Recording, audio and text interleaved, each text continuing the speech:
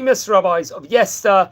Yeah, now we're on the 25th of Sivan. Naturally, that's Chaf Hey Sivan. Marks the Hilula of a famous rabbi, Rabbi Chaim HaCohen Z'tl Livracha. Now, he was born in English year 1839, passed away, reported over in the year 1905, a very famous rabbi of his time. Let's explore a few of the highlights of the great rabbi's life. So it's interesting.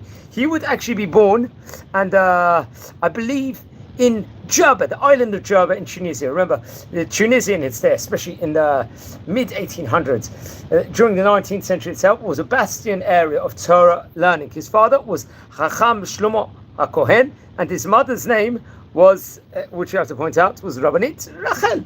So he was born in the year 1839, and that's very interesting enough, though, so we can let's explore a few highlights. Now, he would learn Torah under auspices of Rab Shaul Cohen when he was young, and then through Rab Avram Cohen. These were really great rabbis at that point in time. He would also, while learning pretty much throughout the entire day, he would be working in trade. I think it's reported over.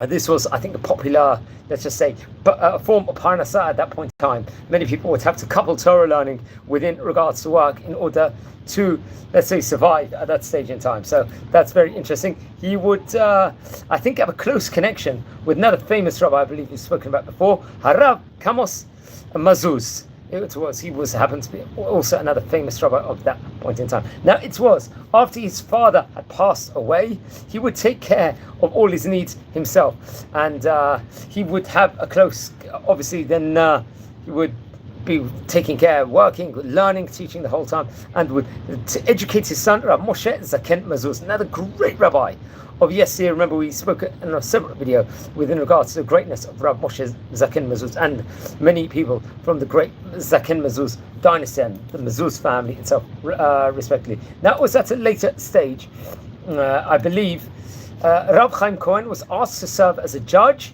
in the city in Tripoli, respectively in Libya over there. This was, I think, a stage in time where there was other great Dayanim over there, including the famous Rabbi Faraj Davush, Farajale Davush to be precise. You know, he was another rabbi we've spoken about on this various occasion on this series before. Also, Rav Chai Maimon, another great rabbi, Chai Rubin. These are really great rabbis at that point in time, and these appointments, let's just say, would eventually, I think he was appointed the head of the court in Tripoli. So he had various different appointments. He was very, let's say, high up within regards to Tunisian rabbinic jury, and also within regards to Libyan rabbinic jury. Now, he passed away on the 25th of Sivan in English year 1905. We're talking about 120 years ago here from the time of recording. Now, it's reported over during his lifetime, he would publish as many as 19 books, which is an absolute staggering feat this was.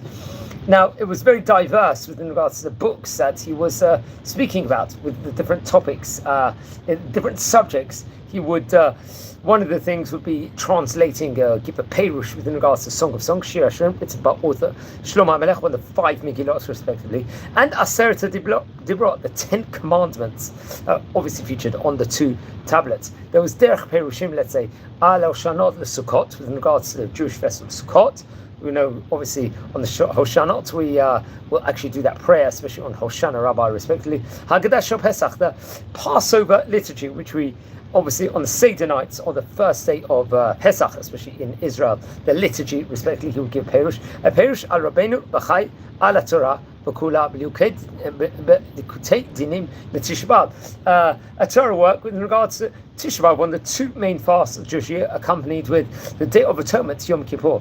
Dinim B'inyanei Halacha Shonim B'od, various different other laws with regards to and different dinim. Rishimat Sifrav, it was Neve Kodesh, Mikra Kodesh was the name of the books, Mikra'ei Kodesh, Mili Machayim, it's got his name inside it, Zochrono Lachayim, Mitzvat HaMelech, this is another book, Alon Bochot, Erev Pesach was another book, Lev Shoma, Torat Chayim, once again the name Chayim, Orchot Chayim, Siftei Rananot, the Mikrei Bechorim, the Shir Yedidot, Nora Tehilot, Erech HaKohen, Davar Mishpat, Geresh Yirachon, and V'chei Arichi, respectively. These were famous books of its time, which we have to state over. I think the book itself can actually be found on the HebrewBooks.org website, which I recommend. It's a very, very excellent resource within regards to featuring many different of the different books that there actually happen to have been all throughout. So I very much recommend everyone to look at that. Look at his books. Also, he was a famous rabbi of his time, great rabbi. Remember, related over various different videos on the great Chachamim that actually hailed from Tunisia. And I would say, let's explore a few of the teachings from the books, including nice teaching. How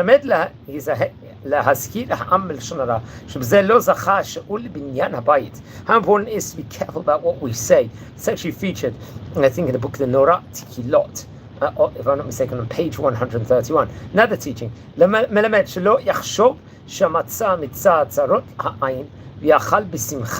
this is another book in the Zichron L'Chaim, I think featured on page number 37. I think it was actually published in publishing through Rabbi Eliyahu ben Amozek, I think in the year 1925, if I'm not mistaken. Melamed b'zchut shabtai beit Hashem, shivti beit Hashem, shivti b'shalom el beit avi.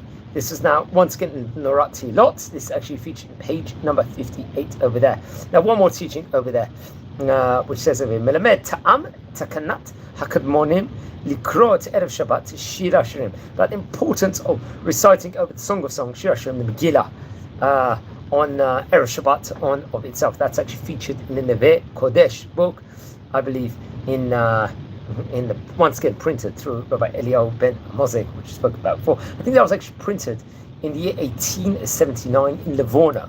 Interesting enough. So he was a great rabbi of his time, passed away. It was on Chaf Hey Sivan, the 25th of Sivan, in English in 1905. His books, his Achron L'Chaim, various books were printed through in the place of Livorno in Italy. Remember, at that point in time, Italy had a main publishing house and was also a main area of Torah study in of its time. Now, friends, we're a community over here. We're learning about the great Oriental rabbis of yesterday. Yeah, we're like an online encyclopedia. If you descend from any of the great Chachamim we are speaking about, please send me an email. I would love to hear more information. If you feel anyone is interested in watching any of these videos, please share these videos to other people also. And if you haven't subscribed yet, please click the subscribe button and join a community with close to 7,000 members at the moment, which is a phenomenal achievement. And let's hope we'll grow more and more. I'm recording this here from the city of Bet Shemesh. Please pray for the safety of Israel at the moment. We're in the middle of conflict with Iran. So maybe do some extra Psalms of Tehillim, whatever you can do. And please be sure to study the history of the great Sephardi rabbis of yesteryear. Wishing you all a good night. Take care and be well.